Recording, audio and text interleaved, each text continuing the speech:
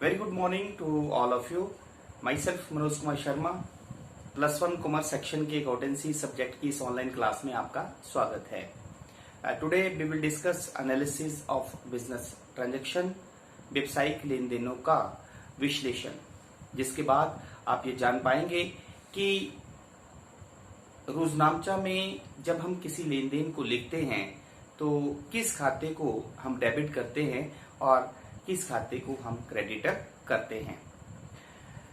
इस वीडियो से पहले हमने आपको बताया कि रोजनामचा क्या होता है, जर्नल क्या होता है। रोजनामचा एक ऐसी पुस्तक होती है जिसमें व्यवसायिक लेन देनों को सर्वप्रथम डेबिट और क्रेडिट के रूप में लिखा जाता है। Then we have told you the types of account. खाते कितनी तरह के होते हैं ये हमने आपको बताया कि मुख्यतः खाते जो हैं वो 3 तरह के होते हैं: personal account, real account and nominal account. Then हमने डिस्कस किया खातों को डेबिट और क्रेडिट करने के रूल्स, जिन्हें हम गोल्डन रूल्स ऑफ अकाउंटिंग या golden rules of debit and credit भी कहते हैं, जिनके अंतर्गत हमने आपको बताया कि व्यवसायिक लेन देन में अगर कोई व्यक्तिगत खाता है तो उसके लिए rule of debit and credit है debit the receiver, credit the giver. और यदि किसी लेन देन में कोई वास्तविक खाता है, रियल अकाउंट है, तो उसके लिए rule of debit and credit है debit what comes in and credit what goes out. इसी तरह नॉमिनल अकाउंट, अवास्तविक खातों के लिए हमारे पास rule of debit and credit होता है debit all the expenses and losses and credit all the incomes and gains. आज हम व्यवसायिक लेन देनों के विश्लेषण द्वारा ये पढ़ेंगे कि व्यवसायिक लेन देन में 2 खाते कौन कौन से होते हैं, 2 खातों के प्रकार कौन कौन से होते हैं, और किस तरह से हम जो है रूल ऑफ डेबिट और क्रेडिट अप्लाई करके खाते को डेबिट करते हैं और किस खाते को क्रेडिटर करते हैं। So let we start. हमारे पास फर्स्ट ट्रांजेक्शन है started business with cash by Amit. तो अमित द्वारा जो है वो व्यवसाय शुरू किया गया। अब इस लेन देन में आप देख सकते हैं कि 2 एस्पेक्ट्स, 2 पहलू इसमें कौन कौन से हैं। एक तो जब अमित व्यवसाय को शुरू कर रहा है तो cash comes in the business, रोकड़ जो है वो व्यवसाय में आ रहा है। और क्योंकि अमित बिजनेस को चलाने के लिए, शुरू करने के लिए पैसे लगा रहा है, तो बिजनेस अमित जो है वो बिजनेस का ऑनर हुआ। तो अमित पैसे लगा रहा है, इसलिए अमित इज अ गिवर। तो 2 पहलू क्या हुए इसमें कि cash comes in the business and Amit is a giver. Then 2 accounts. तो इस लेन देन में 2 खाते कौन कौन से, cash account and capital account. Cash comes in the business, तो इसमें एक रोकड़ खाता हुआ, कैश अकाउंट हुआ।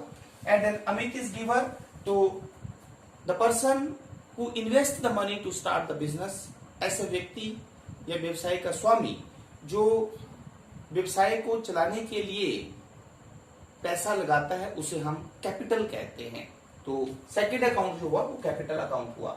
तो कैश अकाउंट कौन सा अकाउंट है? इट्स रियल अकाउंट, वास्तविक खाता होता है। और कैपिटल अकाउंट क्योंकि ये व्यक्ति के ये व्यक्तिगत खाता है, क्योंकि व्यवसाय के स्वामी के स्थान पर इसे ओपन किया जाता है, इसलिए एक पर्सनल अकाउंट है। तो इस लेन देन में आप देख सकते हैं कि 2 पहलू हुए, cash comes in the business and Amit is giver, cash account and capital account. और कैश अकाउंट जो है वो एक रियल अकाउंट है और कैपिटल अकाउंट एक पर्सनल अकाउंट है। तो अब हमें टाइप्स ऑफ अकाउंट पता चल गया। अब दोनों खातों में से आप किसी भी एक खाते का रूल लगा सकते हैं, चाहे वो पर्सनल अकाउंट का आप लगा लें, चाहे वो रियल अकाउंट का रूल आप डेबिट एंड क्रेडिट का लगा लें। तो हम रियल अकाउंट का रूल जो है वो डेबिट एंड क्रेडिट का लगाते हैं। तो रियल अकाउंट का जो rule of debit and credit क्या है? Debit what comes in and credit what goes out. तो debit what comes in and credit what goes out.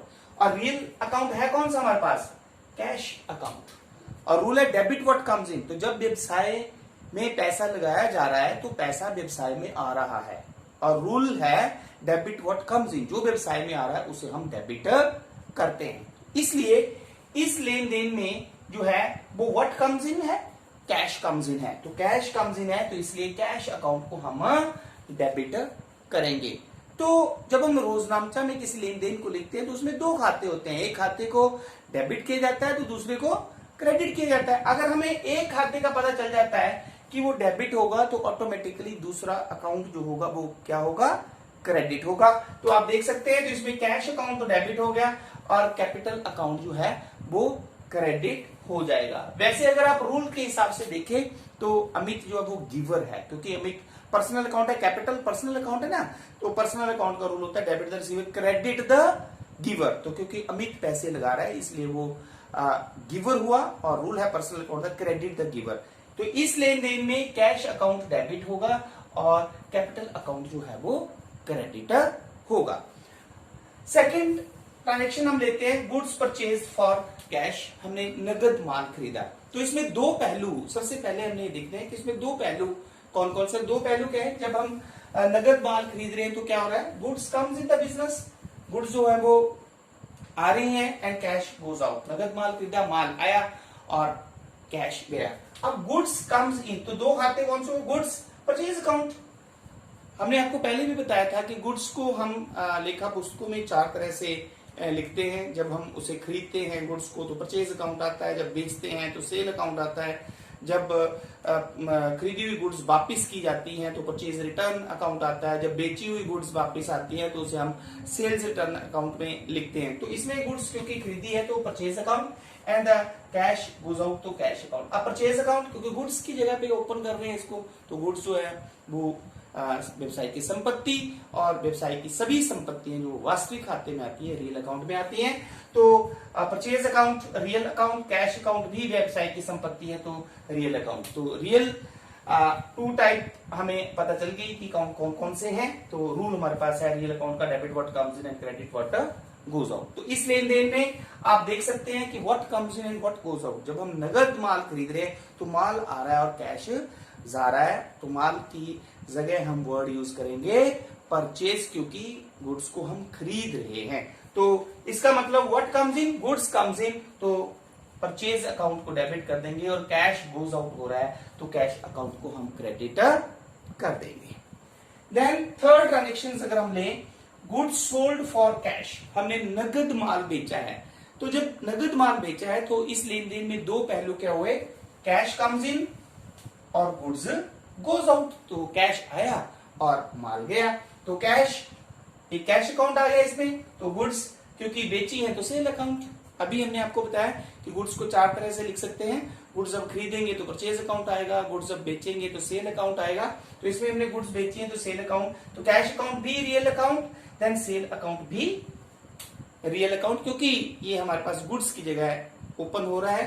तो रियल अकाउंट का जो rule of debit and credit, क्या rule of debit and credit होता है real account का, debit what comes in and credit what goes out. तो इस लेन then में आप देख सकते हैं जब हमने नगद माल बेचा है तो what comes in and what goes out, cash आ रहा है और गुड्स जा रही है। तो रूल जो है वो कह रहा है कि डेबिट व्हाट कम्स इन जो आ रहा है उसे डेबिट करना है। तो क्योंकि कैश आ रहा है इसलिए हमने इसे डेबिट कर दिया और गुड्स जो है वो जा रही है तो गुड्स को हम क्रेडिट कर देंगे, मींस गुड्स की जगह हम सेल अकाउंट को क्रेडिट कर देंगे। Then next adjustment, next transaction है हमारे पास गुड्स परचेज फ्रॉम राम। हमने राम से माल खरीदा, तब अब इसमें नगद नहीं खरीदा तो उधार खरीदा है। तो व्हाट हैपेंड, अब इसमें दो पहलू क्या हुए, एक तो गुड्स कम्स इन, गुड्स हमने खरीदी है और उधार खरीदी है तो राम इज गिवर। तो राम से खरीदी है तो राम हमारे पास गिवर हुआ। तो goods comes in purchase account और Ram is giver personal account. ठीक है, तो purchase account real account, clear, and then Ram is giver, तो ये हमारे पास पर्सनल अकाउंट आ गया। तो किसी भी एक का आपने रूल अप्लाई कर लेना है। तो हमारे पास रियल अकाउंट का रूल हम लगा लेते हैं। तो हमारे पास वही rule, debit what comes in and credit what goes out. तो डेबिट व्हाट कम्स इन, जब हमने गुड्स खरीदी हैं तो गुड्स व्यवसाय में आ रही हैं तो रूल है डेबिट व्हाट कम्स इन और गुड्स की जगह हमारे पास कौन सा वर्ड आ जाएगा, परचेज अकाउंट। तो अगर एक खाता डेबिट होगा तो ऑटोमेटिकली दूसरा खाता हमारे पास जो है वो राम अकाउंट जो है वो क्रेडिट हो जाएगा। तो परचेज अकाउंट हमारे पास डेबिट होगा और राम अकाउंट हमारे पास जो है वो क्रेडिट होगा। नेक्स्ट आप देख सकते हैं पेड सैलरी। तो इस लेन देन में दो पहलू क्या हुए, सैलरीज एंड एक्सपेंस। सैलरी के एक्सपेंस है और कैश जो है वो गोज आउट हो रहा है। तो इसमें एक तो सैलरी अकाउंट आ गया हमारे पास क्योंकि, और दूसरा हमारे पास कैश अकाउंट आ गया। अब सैलरी अकाउंट कौन सा अकाउंट है, क्योंकि ये एक खर्चा है और खर्चे जो है वो किस में आते हैं, नॉमिनल अकाउंट में, और कैश जो है वो रियल अकाउंट व्यवसाय की संपत्ति है। तो किसी भी एक अकाउंट का रूल आप लगा सकते हैं। तो नॉमिनल अकाउंट का रूल हम लगाते हैं।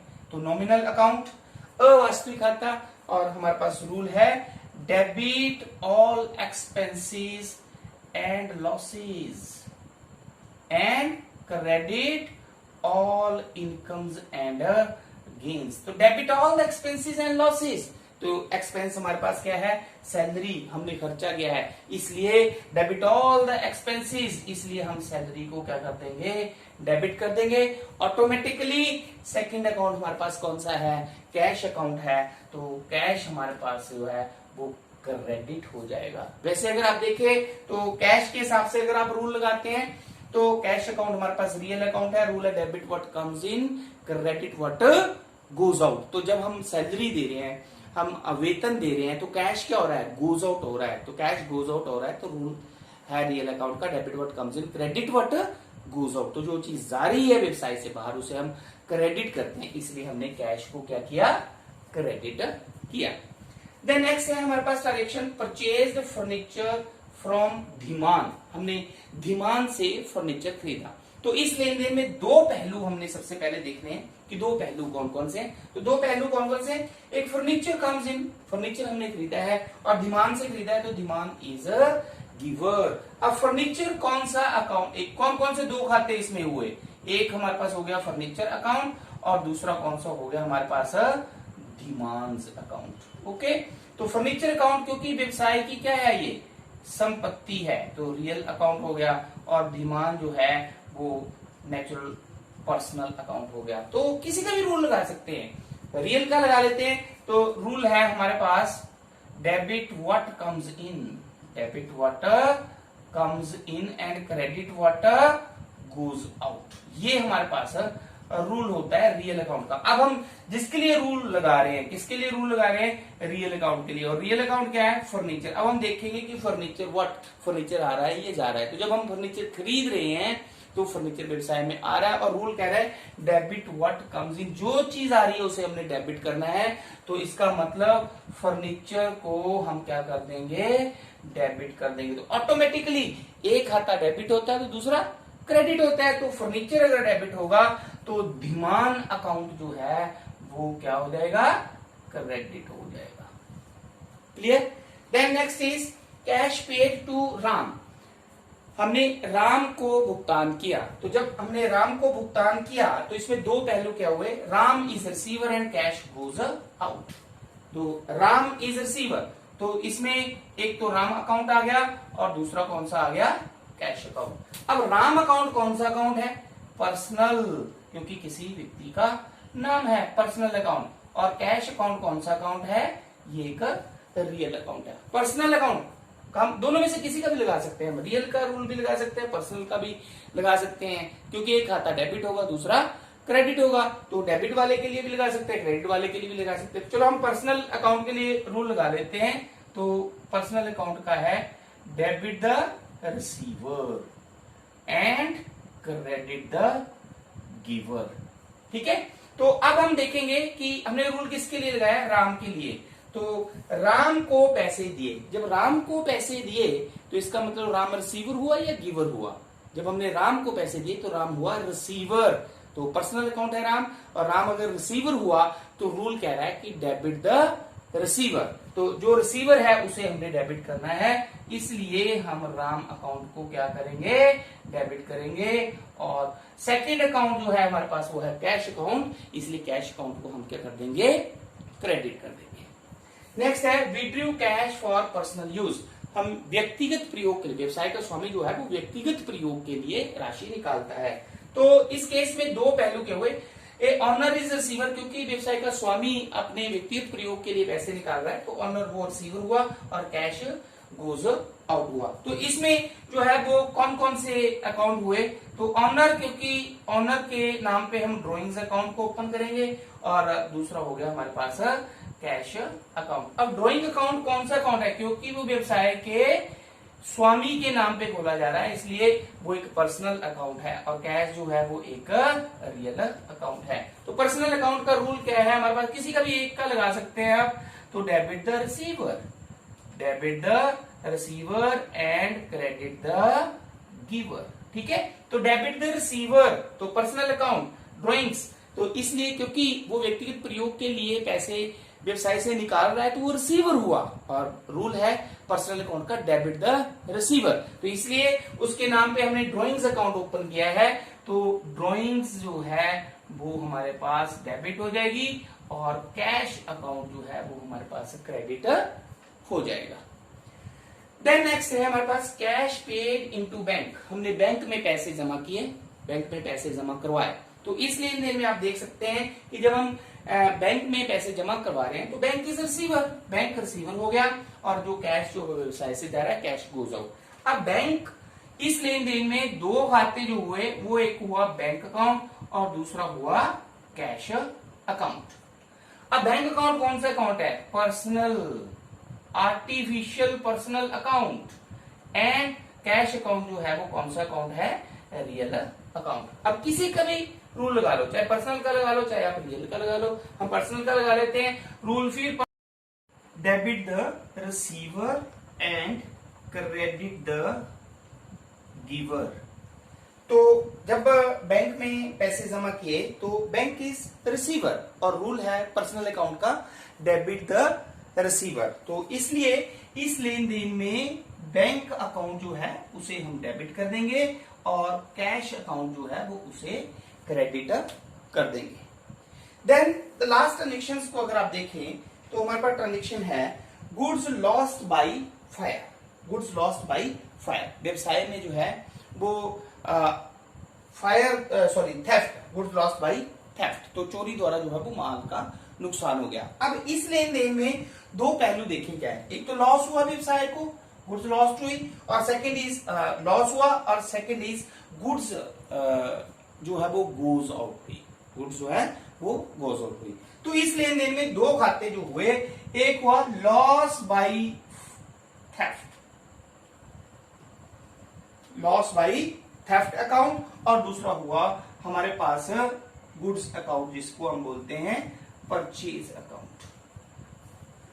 अब लॉस बाय थेफ्ट अकाउंट कौन सा अकाउंट हुआ, इट इज नॉमिनल, क्योंकि एक व्यवसाय के लिए ये एक लॉस है, और परचेज अकाउंट तो all you know it is, क्योंकि गुड्स की जगह ओपन हुआ है तो ये एक रियल अकाउंट है। तो नॉमिनल अकाउंट का हमारे पास रूल क्या होता है, debit all expenses and losses and credit all incomes and gains. Clear, तो debit all expenses and losses, तो हमारे पास क्योंकि लॉस हुआ है, लॉस बाय थेफ्ट, और रूल है नॉमिनल अकाउंट का कि debit all the expenses and losses, उसे हम डेबिट कर देंगे, इसीलिए हमारे पास जो डेबिट हो जाएगा वो हो जाएगा लॉस बाय थेफ्ट अकाउंट, और सेकंड अकाउंट हमारे पास है परचेज अकाउंट, इसे हम क्रेडिट कर देंगे। तो जब भी हम किसी भी व्यवसाय के लेन देन को रोजनामा में लिखते हैं तो उसे हम दो खातों में डेबिट और क्रेडिट के रूप में लिखते हैं। तो एक खाते को डेबिट करते हैं और दूसरे को क्रेडिट करते हैं। अगर एक खाता डेबिट होगा तो दूसरा खाता जो है वो क्रेडिट होगा। अगर हमें एक खाते का पता चल जाता है कि वो खाता डेबिट होगा तो ऑटोमेटिकली दूसरा खाता जो है वो क्रेडिट होगा। तो इस तरह से आज के इस वीडियो से आपने ये सीखा कि व्यवसायिक लेन देन का विश्लेषण कैसे करते हैं, किस तरह से हम रोजनामा में किसी भी लेन देन को लिखने से पहले उसका विश्लेषण करते हैं कि लेन देन में दो पहलू कौन से हैं, दो खाते कौन से हैं, उन खातों के प्रकार कौन से हैं और उन खातों के जो गोल्डन रूल जो है वो डेबिट एंड क्रेडिट के वो कौन से हैं। और जब हम रूल अप्लाई करते हैं उसके बाद हमें पता चलता है कि हमें किस खाते को डेबिट करना है और किस खाते को क्रेडिट करना है। तो आई होप कि आपको इस वीडियो से जो है वो रूल्स को अप्लाई करने का और किस खाते को डेबिट करना है और क्रेडिट करना है ये कंसेप्ट आपका क्लियर हो गया होगा। Thank you.